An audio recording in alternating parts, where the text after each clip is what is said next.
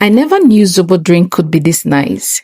Growing up, all we knew about Zobo was just the hibiscus flower, which we call the Zobo leaves, the flavors, and of course the sugar.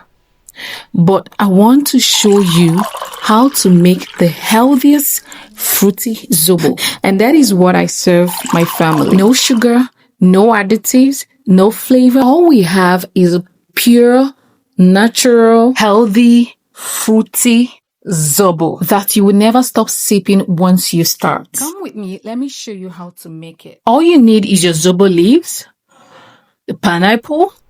You cut the back of your pineapple, put it in the pot, put your Zobo leaves, ginger, cloves, cinnamon stick. I add star anise to my own too, which is very, very flavorful. Add all of these ingredients in your pot.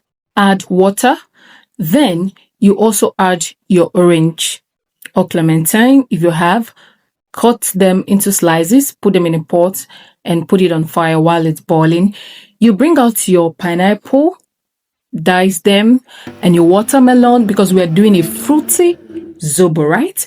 Your watermelon, if you have apples too, you blend all of them together, squeeze out the juice, then blend your dates, because it's going to give it another beautiful taste. Instead of adding sugar, which is a processed, you go for dates. So you add your dates, blend it too, squeeze it out, or you add it inside your boiling pot.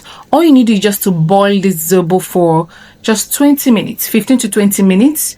And once the color have changed, you are good to go. Now, this is what we'll have: a beautiful, fruity, succulent, healthy Zobo drink for you and your loved ones. So what are you waiting for? All you need to do is just to subscribe to my YouTube channel, turn on your bell notification, and like this post, comment, and share to your loved ones. So whenever I make a post, you're gonna see it. See you in my next one. Thank you.